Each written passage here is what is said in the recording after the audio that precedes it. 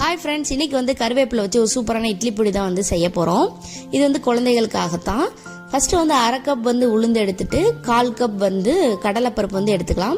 நார்மலாக நீங்கள் கருவேப்பிலை கொடுத்தீங்கன்னா குழந்தைங்க சாப்பிட மாட்டாங்க, தூக்கி எறிஞ்சிருவாங்க. ஸோ அதனால் இந்த மாதிரி செஞ்சு கொடுத்து பாருங்களேன். இதில் வந்து அவ்வளோ ஹெல்த் பெனிஃபிட்ஸ் இருக்குது. காரம் வந்து கொஞ்சமாகவே நான் சேர்த்துக்கிறேன் குழந்தைங்களுக்கு கொடுக்குறனால. அதுக்கப்புறமா கருவேப்பிலை வந்து நிறைய சேர்த்துக்கலாம். கருவேப்பிலை வந்து calcium, iron, phosphorus, vitamin A, B, இந்த மாதிரி நிறைய இது இருக்குது.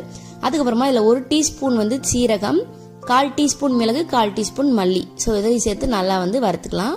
அதை வந்து ஒரு பிளேட்டில் கொட்டி ஆற வச்சிருங்க. தேவையான அளவுக்கு வந்து இதில் வந்து உப்பு சேர்த்துக்கலாம். அது நல்லா ஆறுனதுக்கு அப்புறமா மிக்சர் ஜாரில் போட்டு கொஞ்சமாக வந்து பெருங்காயத்தூள் சேர்த்து நல்லா வந்து அரைச்சிக்கோங்க. அது வலுவலுப்பாவோ இல்லை கொரகொரவோ எப்படியோ நீங்கள் அரைச்சிக்கோங்க.